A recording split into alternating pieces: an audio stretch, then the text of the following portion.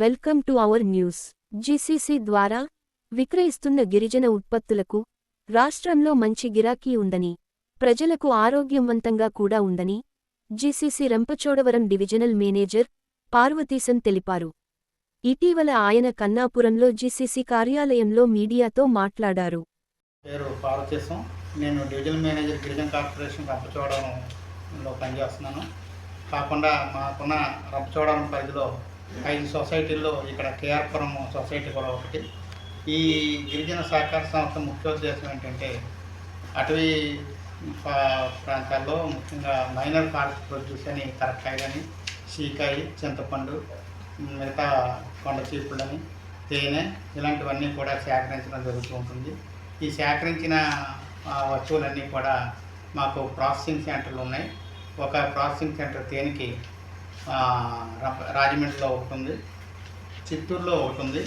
కాకుండా మాకు ఇప్పుడు పసుపు జీమాడుగుల పాడేరు ఏరియాలో సేకరిస్తూ ఉంటాం. ఈ పసుపు కూడా ఆర్గానిక్ నేచర్ కలిగి ఉంటుంది. పసుపులో ఏంటంటే దాదాపు 4 to 5% కర్క్యూమిన్ ఆయిల్ ఉంటుంది. ఆ కర్క్యూమిన్ ఆయిల్ అన్నది క్యాన్సర్ని కూడా ప్రివెంట్ చేసే గుణం కలిగి ఉంటుంది. కాబట్టి ఆ పసుపు ఆర్గానిక్కే కాకుండా చాలా వరకు కూడా ఈ రెసిస్టెన్స్ డెవలప్ చేయడం వలన ఈ పసుపుని చాలా వరకు కూడా మేము మా అవుట్లెట్లో అమ్ముతూ ఉంటాం. కాకుండా తేనె అందరికీ తెలుసు. ఇది జీసీసీ అంటే తేనె గిరిజన్ బ్రాండ్ మీద కూడా మేము తేనె అమ్ముతున్నాం.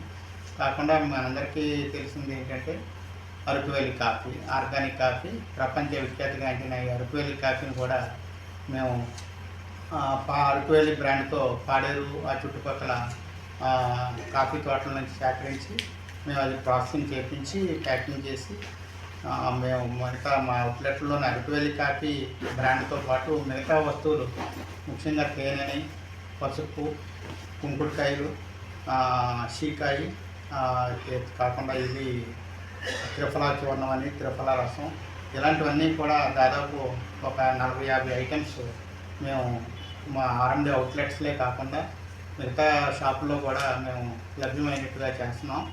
మీకు అందరికీ తెలుసు, మన రాష్ట్ర రాజధాని అమరావతిలో మన అరకువేలి కాఫీ షాపు కూడా పెట్టడం జరిగింది.